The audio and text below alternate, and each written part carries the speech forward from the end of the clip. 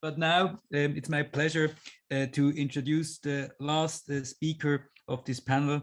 It's Dr. Tiffany Hong. She's an assistant professor of Japanese studies at Earlham College in Richmond, Indiana. She received her Ph.D. in East Asian languages and literature with a focus on Japanese literature from the University of California, Irvine.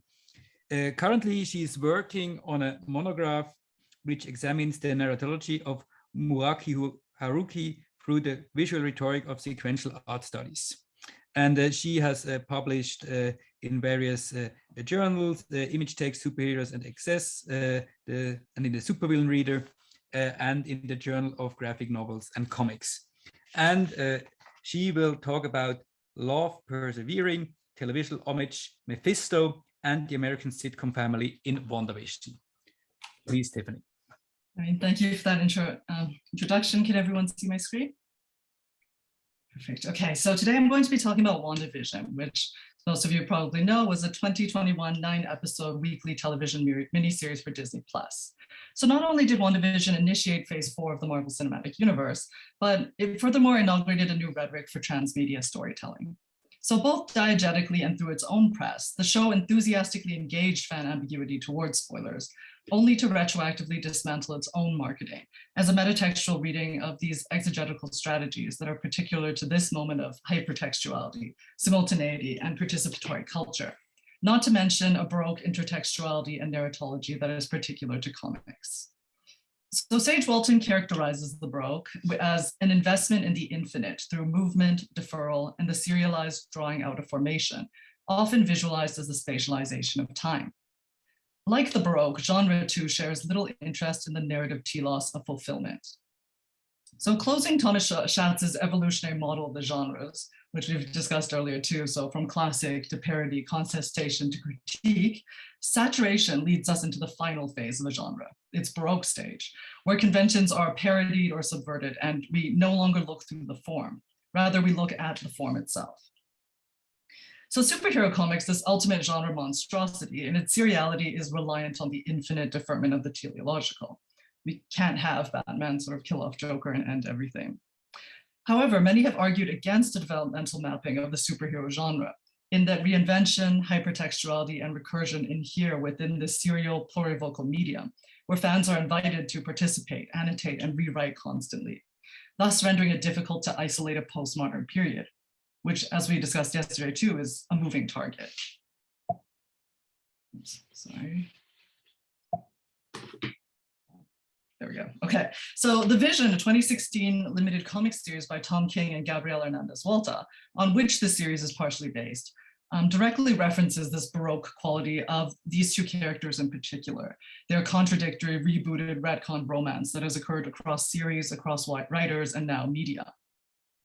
So moreover, the MCU, whose success hinges on streamlining this sort of messy protean seriality, all this cumulative fan knowledge, and forcing it into a multi-pronged but ultimately linear and authoritative transmedia franchise, foregrounds what Christopher Gelly terms the fetishism of the adaptation.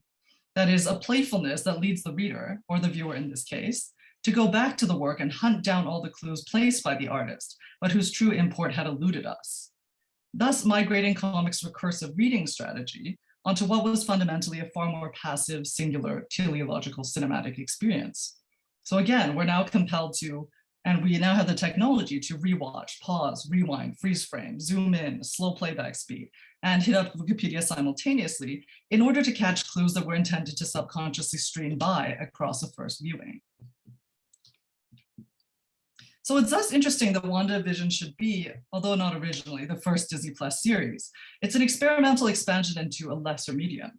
So what is more, the nowadays retro insistence on a weekly format, rather than the industry streaming standard, reconstitutes something that was formerly the superhero filmic, something finite, sensorially overwhelming, a communal experience inside the multiplex, into now a temporality that's predicated on the partial, the intimate, the domestic. It's a migration from the inaccessible pantheon and fanfare of the big screen to a disquieting mirroring back at us from TV screens in our own living rooms, and during a pandemic, no less. So for a generation privileged by this default of binging, the weekly release schedule, minus the bonus first and second episode combo, was initially met with frustration, which interestingly disconnects completely from the source material's formatting. So one thinks the reviewers hate Bombing the Boys and other superhero series on Amazon Prime because of the same commitment to segmented viewing. So spoiled audiences indeed. So WandaVision, I argue, is unique within the stable of Disney Plus MCU offerings we have thus far in its conscious adaptation of its medium, television, not as cinema's impoverished alternative, but as a historical mirror of the idealized American nuclear family. That is a conscious reorientation within a temporality that metatextually critiques our American mostly relationship to media, positing a TV show within a TV show that's perhaps an inevitable, but by no means conclusive reinvention of the superhero genre's narrative malleability. It deconstructs time-space, both imaginary and experiential. So spoiler culture, I would say, too, is formative to the MCU and to its particularly playful embodiment of Baroque deferral and the spatialization of time. One, as the Vision says disingenuously in episode 9, quote, "I do not have one single ounce of original material," end quote. The MCU is, after all, sustained through adaptation, however creative, with countless IPs and storylines awaiting Kevin Feige to induct them into three-dimensionality. Typically, spoiler warnings have an expiration date, but since the MCU's success, relative to even its own past attempts at mainstreaming its content, is predicated on a two-pronged approach of A, paying tribute to longtime comics readers with Easter eggs, and B, enfolding in neophytes who need not read the source material. The former population is cautioned against spoiling decades-old storylines, even while they're rewarded for encyclopedic knowledge. This often occurs iconographically, i.e. through visual cues that hold no meaning for a first-time encounter, like Captain Marvel's pager at the end of Avengers: Infinity War. Secondly, this fan awareness of canon, constantly updating and rewriting itself in real time, is native to superhero comics, and more specifically, Dick Tomasevich claims, to the, quote, complicit writing of Stan Lee, which set Marvel apart from its competitors in the 1960s, end quote. Tomasevich gives the meta example of Agent Coulson collecting Captain America cards in the Avengers. Quote, "The film multiplies disguised references and allusions to create a sense of collusion with fans, enhancing the feeling of community to the point of momentarily breaking the logic of the story," end quote. So Coulson as audience proxy is thus satisfying to the extent that audiences substitute or suspension of disbelief with the pleasure of vicarious self-insertion or recognition. Coulson is a nerd, he's one of us. We even have another character who's named the Collector. So Coulson performs this sort of fan jouissance or moe, briefly affect or intense emotion toward a fictional character within the story world itself, as a character fangirling over another character who until recently did not exist within the same reality or temporality as him. This example also fascinatingly demonstrates the Baroque spatialization of time once again.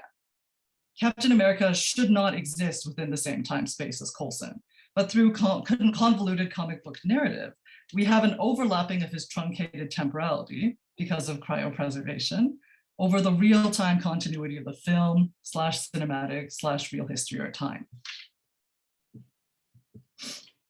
So ever since Endgame, which broke that viewer contract in the 3 words 5 years later, the stakes have been shifted. So through time travel reified as an occupation of past cinematic space, with the actors walking onto digitally recreated sets of past MCU films, the snap was reversed, but there was a certain finality that reverberated through the film into our reality, into Disney Plus, and even into other studios with Spider-Man: Far From Home. We needed Robert Downey Jr. and Chris Evans' confirmations that their contracts were officially ended in order to accept that their characters were really dead. So this temporality of the MCU, already something overwrought and unsustainable, is something that now must be reckoned with, that disconnect in its phase 4.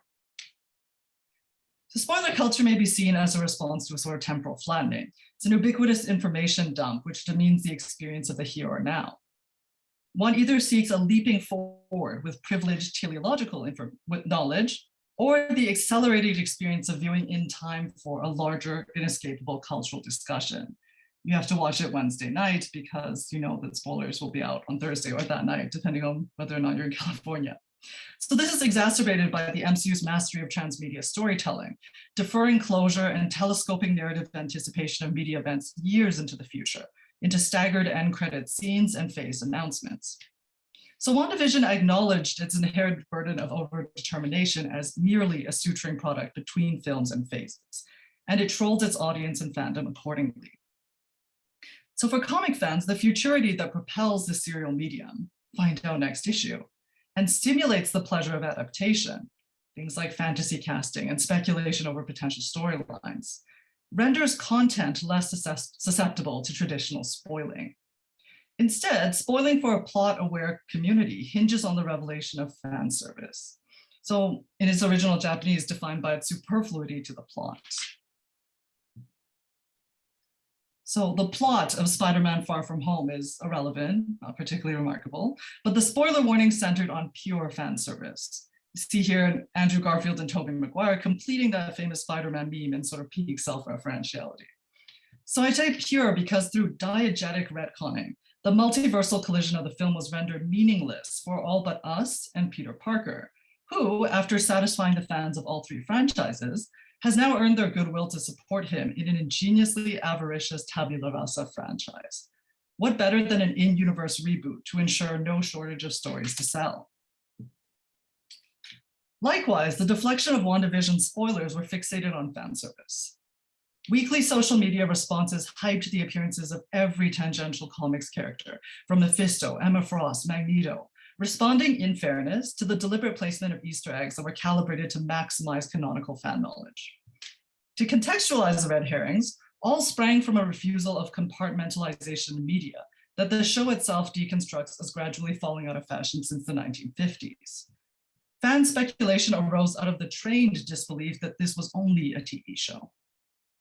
So potential guest appearances and cameos were hyped, because WandaVision fans felt required the backing of larger-than-life figures like Doctor Strange, Captain Marvel, Reed Richards, who wasn't even cast at this point, to grant legitimacy and to cement a certain authoritative teleology. What's the next tie-in?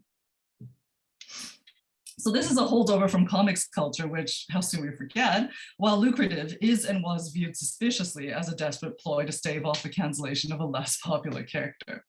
So believe it or not, postmodern poster-boy Deadpool was once in this position. So fans even linked franchises, as Emma Caulfield playing Dottie was theorized, and she herself falsely claimed in interviews to be a central figure, given her prominence in the Whedonverse. So the extrinsic clout that an actor, often one specializing in sci-fi or genre media, brings to fans is something that I call palimpsestic iconography. So Caulfield's inhabiting of another fan favorite, Anya from Buffy, imbues her with this pleasurable recognizability to merged fandoms. So Paul Bettany even teased the casting of, quote, an actor that I've always wanted to work with. We have fireworks together. Fans thus went wild with free association. Mephisto, the devil, devil's advocate, Al Pacino. But this interview was a feint to distract from the appearance of White Vision, who was also played by Paul Bettany. So WandaVision confronted its overdetermined nature by trolling fans seeking to place it within a larger picture. The show, after all, is about the hermetic, the anomaly, the contained TV set, the American nuclear family home, the small town. And it's also about the interstices between films, between action scenes, between the broadcast and reception. Another way the show, affectionately, after all, trolled its fan base was by centering an audience proxy in an unprecedented manner. So unlike Coulson, whose fridging ironically sublimated his mediocre humanity by catalyzing literal gods to act, our human proxies in WandaVision anticipate, embody, deflect, and debunk real-time fan speculation throughout the show. Coulson was a collector of memorabilia. FBI agent Jimmy Woo and astrophysicist Darcy Lewis, however, are watching, annotating, and analyzing WandaVision along with us, voicing questions that are already emerging in real time on social media. Their interpretive template is even reified in most conspiracy boards seen here. Furthermore, Darcy's heterodiegetic terminology conflates our experience with her contained one as viewer. She says things like, she's got a speaking part now. Wanda uses jump cuts. Twins, what a twist. What? I'm invested. She even at one point calls a Westview resident a character, and Jimmy Woo has to correct her with, no, a real person. So in their initial investigation into the WandaVision broadcast, Woo identifies a reference to our reality when Ultron is name dropped. And director Hayward demands, quote, is this authentic? Is it happening in real time? Is it recorded? Is it fabricated? End quote. So all this erodes our categorizations of reality, Marvel anchor reality, homodiegetic meta sitcom reality, in a neat tribute to what Umberto Eco dismisses as the quote oniric climate, end quote, of the superhero story. That is what mainstream culture demeans as bad comic book writing. So Jeff Clark clarifies, quote, superhero literature already primes its avid readers to accept these kinds of contradictions and impossible situations because they have already assented to the contradictory continuity of many given superheroes, suggesting that the reader is completely compromised from the beginning, end quote. The show's excess of content, a new decade, theme song, title sequence, aesthetic, cast with every single episode, confuses our careful fan curation of multiple realities and hyperbolizes the same suspension of disbelief or conscious gullibility. In its most egregious and ingenious vein, WandaVision even teases the extra diegetic migration of the parallel but distinct X-Men franchise through the uncanny recasting of Evan Peters as Quicksilver. So the miniseries concluded with a gesture to a multiverse, just not one that had merged yet with the recently acquired 21st Century Fox in our reality. So in a further thinning of multiversal boundaries, WandaVision's metatext moreover confronts and consolidates extrinsic criticisms regarding diegetic and performative consistencies within the franchise itself. Agatha and Pietro both mock Wanda, or I suppose Elizabeth Olsen's erratic Sokovian accent. The show rewrites this as Wanda's performative ethnic covering in her media-inflected idealization of American life. Fan dissatisfaction with the retconning of Wanda's powers as merely simplified telepathy and telekinesis, just to tie in with the Mind Stone, is then re-scripted as Wanda's latent Scarlet Witch chaos and reality-altering magic as something that predated her encounter with the Infinity Stone, and thus all the movies that came before. So Friedenthal identifies, quote, this shift from a culture of information that's reliant upon footnotes to one reliant upon hyperlinks. It points to an acceptance of the mutability of that information, end quote. So zeitgeist aside, comic fandom and the MCU in particular is uniquely attuned to real-time rewrites that the contained WandaVision show stages, but ultimately fails to institute. What is fandom, including Wanda's own, after all, if not love persevering? Vision says goodbye to Wanda by defining his evolution as, quote, a voice with no body, a body but not human, and now a memory made real. Not only is this Paul Bettany's trajectory from being Jarvis's voice actor, but it's also a tribute to fans who have loved this character for decades, who, Angela and Dalianis asserts, quotes, lives in the memory and the experiences of their readers, end quote, bringing that historicity to bear on the Vision's three-dimensional, if still fictional, reification. So in another fascinating evolution from the comics, notice these spoiler without context memes, which play on multimodal media's ambiguous open link between signifier and signified. Like the two-pronged Marvel approach to its old and new fan bases, the meme format, which is itself reliant on a comical dissonance between the palimpsestic layering of the image's now doubled meaning, makes use of the same iconography without singular meaning that renders its Easter egg significant to one fan base and simultaneously harmless to others. So you can look at this and not get spoilers too. The meaning only accrues after having seen the show. So WandaVision embodies and then implodes the survey of televisual eras with their attendant filmic technologies, opening credit audiovisual, genre tropes, and most crucially, historicized articulations of the happy American family and the possibilities of audience interaction. So the first two episodes were actually filmed before a live studio audience with this sort of three walls built, and retro wire work was used instead of CG for effects. So Wanda's psychic captivity of the town of Westview is quite literally and multidimensionally mediated. Her grief and abilities externalize her from the diegesis of the miniseries initially as simply another actor. The innovation of the show is its performativity regarding expansive, hypertextual, and self-referential fan culture. Its braiding of a multiply external positionality into an archival of American sitcoms proudly presents what's ultimately a nuanced examination of linear grieving, escapism, and a fixation of macro narratives over interiority, the domestic, and the mundane. In other words, Wanda's impossible desire, what she and we have no time for within the blockbuster filmic temporality of the MCU. So WandaVision offers a gentle and perhaps too subtle meta critique of our own relationship to media and that of the MCU in particular. We as viewers and fans do not allow for the types of narratives that Wanda is seeking to escape to and through anymore.